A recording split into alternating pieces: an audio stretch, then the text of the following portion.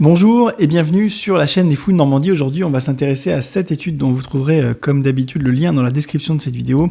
Une étude intéressante puisqu'elle fait partie d'un mouvement général de la psychiatrie qui s'interroge sur sa manière de classifier les diagnostics, sa manière d'organiser sa nosographie.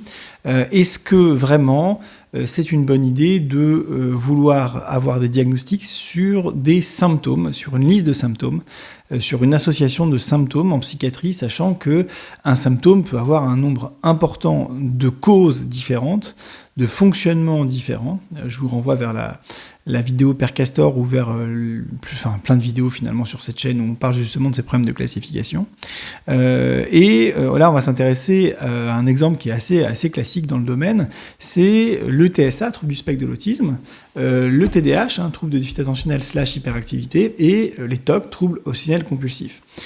Si vous ne savez pas ce que c'est, je fais plein de vidéos sur ces sujets-là, donc n'hésitez pas à aller les regarder. Alors on sait plusieurs choses. On sait d'abord que rien que dans leur classification, qu'elle soit la CIM-10, la classification nationale des maladies, ou le DSM qui font référence, il y a plein de symptômes en commun dans ces trois diagnostics différents. Plein, vraiment plein. Il y a plein de fonctionnements en commun, donc ça c'est quand même un petit peu problématique. L'autre élément problématique, c'est qu'aucun de ces trois diagnostics n'a un symptôme dit pathognomonique, c'est-à-dire spécifique à cette pathologie-là, à ce trouble-là, d'accord ? Donc c'est assez problématique parce que du coup, il y a un chevauchement en termes de symptômes qui est important. Bon.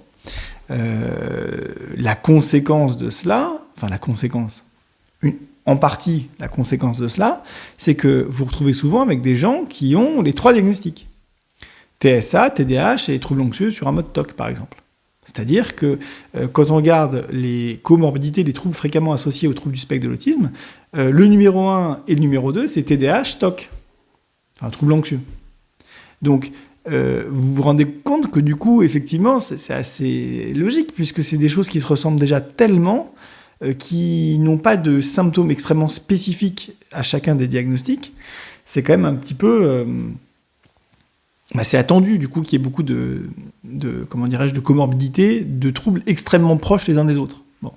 Donc, c'est effectivement problématique. Et le deuxième élément problématique, donc le premier, je vous rappelle, c'est qu'il y a un chevauchement dans les symptômes. Le deuxième, c'est qu'à l'intérieur du diagnostic de TSA ou à l'intérieur du diagnostic de TDAH ou à l'intérieur du diagnostic de TOC, eh bien, les gens sont finalement très différents entre eux, alors qu'ils ont le même diagnostic. Donc, il y a une hétérogénéité importante de ces personnes-là, de ces personnes recevant ce diagnostic-là. Donc, finalement, je crois qu'on peut dire qu'on échoue à vraiment bien diagnostiquer, à avoir des diagnostics vraiment extrêmement solides et précis, et permettant d'avoir des populations homogènes recevant ce diagnostic-là. C'est un vrai problème.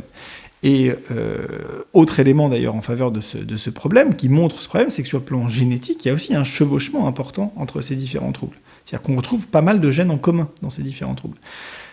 Donc, bon, voilà, on est dans cette situation-là. Et alors, cette étude-là, cet article, dont vous trouverez comme d'habitude le lien dans la description de cette vidéo, eh bien, il essaie de démontrer ce problème-là. Alors, comment il va faire ?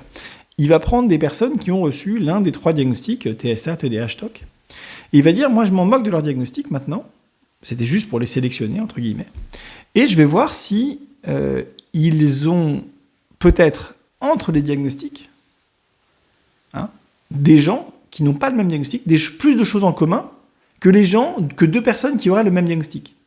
Et donc il va essayer de créer, par un système de machine learning, un truc informatique un peu compliqué, il va essayer de créer des groupes plus homogènes que l'homogénéité qu'on retrouve dans tel autre diagnostic, ou encore tel autre diagnostic. Et donc ce que cette étude finalement montre, en prenant trois critères, la dimension symptomatique dimensionnelle, l'aspect de morphologie cérébrale et l'aspect d'épaisseur du cortex, du cerveau, eh bien c'est que finalement, quand on prend ces paramètres-là, il n'y a pas d'homogénéité effectivement dans le diagnostic, dans les gens qui ont reçu le diagnostic de TSA, dans les gens qui ont reçu le diagnostic de TDAH, dans les gens qui ont reçu le diagnostic de TOC. Qu'il existe un chevauchement de ces trois paramètres-là, donc morphologie cérébrale, cortex, épaisseur du cortex et symptomatologie, entre les trois diagnostics. que du coup les classifications actuelles, donc vraiment elles échouent à identifier un groupe finalement homogène. Cette étude elle montre aussi qu'il y a un aspect continu du fonctionnement psychique, de tel ou tel fonctionnement psychique, c'est-à-dire que c'est pas j'ai ou pas ce symptôme, c'est pas 0 ou 1, c'est je peux l'avoir un petit peu, moyen, beaucoup, énormément, etc. Je peux avoir telle épaisseur corticale, c'est pas 0 ou 1, il y a une infinité finalement de possibilités, les choses ne sont pas discrètes mais continues, comme on dit. Et donc, finalement, ce que montre cet article, vraiment, c'est ce problème grave qu'on a à diagnostiquer, en tout cas à créer des critères diagnostiques qui permettent de retrouver de sélectionner, entre guillemets, des gens qui finalement ont les mêmes problèmes vraiment, concrètement, d'accord ? Parce que, encore une fois, les symptômes ne sont pas l'expression la plus concrète des difficultés des gens. Sur le plan, comprenez bien, hein, sur le plan de comment on décrit bien un trouble, d'accord ? Parce qu'évidemment, ce qui pose problème aux gens, c'est les symptômes, on est bien d'accord là-dessus, hein. C'est une évidence. Simplement, et je vous renvoie vers la vidéo de Père Castor, un symptôme donné ne correspond pas forcément à un processus ou à un comportement ou à un mécanisme donné. Or, ce qui est pathologique, ce qui est handicapant, ce qui fait souffrance chez les gens qui reçoivent ces diagnostics, eh bien, c'est justement ces processus-là. Et ça, ces processus, il faut les identifier et il faut voir les choses de manière plus dimensionnelle. Dans cette étude, par exemple, il montre que les 3 diagnostics qu'on a cités, TDAH, TOC et TSA, ont en commun des difficultés d'interaction sociale et des difficultés attentionnelles. Et ça, je pense que c'est une description plus pertinente que la liste des symptômes qu'on a dans le DSM ou de la liste des symptômes qu'on a dans la CIM-10. Et je pense que, personnellement, je pense que ces études sont les bienvenues, qu'elles nous permettent d'abord d'avoir une vision qui correspond plus à nos pratiques. Je vous rappelle que les psychiatres partout dans le monde, finalement, on y approche aussi directement dimensionnel des choses. C'est-à-dire que, ok, le diagnostic, ils le font parce que, pour l'instant, c'est le moyen le plus simple de discuter entre nous, de parler de diagnostic, voilà. Mais que finalement, ils ont, quand ils sont dans le bureau avec leurs patients, une approche dimensionnelle. C'est-à-dire que, quel que soit le diagnostic, ce qui nous intéresse, c'est ce qui ne va pas en termes de processus, d'accord ? Et de savoir si nous, on a des moyens d'agir sur ce processus, que ce soit pharmacologiquement ou psychothérapeutiquement, d'accord ? Donc ça, c'est vraiment aussi important pour nous, les psychiatres, parce que notre pratique, c'est une pratique dimensionnelle, d'accord ? Et la classification qu'on nous demande d'utiliser sont des classifications qui sont symptomatiques, mais qui ne sont pas sur des processus, qui ne sont pas sur des mécanismes, qui sont vraiment sur l'aspect le plus superficiel des choses. D'accord ? En termes d'expression d'un trouble. Hein. C'est l'aspect le plus superficiel, le plus tardif, le plus in fine, à la fin, c'est le symptôme. Mais le symptôme ne dit finalement que peu de choses sur les processus qui ont amené à créer ce symptôme. Et ça, c'est vraiment, vraiment important. Donc vraiment, si vous voulez avoir un exemple de ça, je vous invite à aller voir la dernière vidéo Père Castor.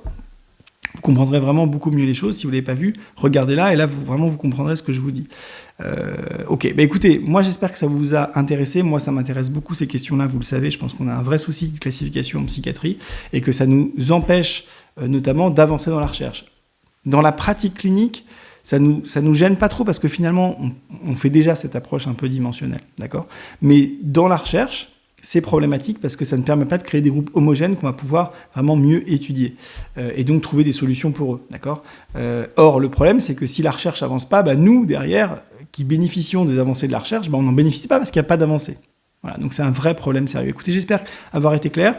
Je ne vous dis pas que le diagnostic de TSA, TDAH ou de TOC va disparaître. Enfin, j'en sais rien, peut-être que si d'ailleurs. Mais ce que je vous dis, c'est que il faut réfléchir un petit peu au-delà de ces classifications diagnostiques. Je comprends que pour plein de gens, c'est bien d'avoir un nom de diagnostic. Je comprends que c'est rassurant, que ça permet de s'identifier à quelque chose. Mais je pense qu'il faudrait mieux s'intéresser aux processus qui sont handicapants et qui font souffrir les gens, plutôt qu'au diagnostic, qui est finalement un regroupement de symptômes pas forcément hyper pertinent.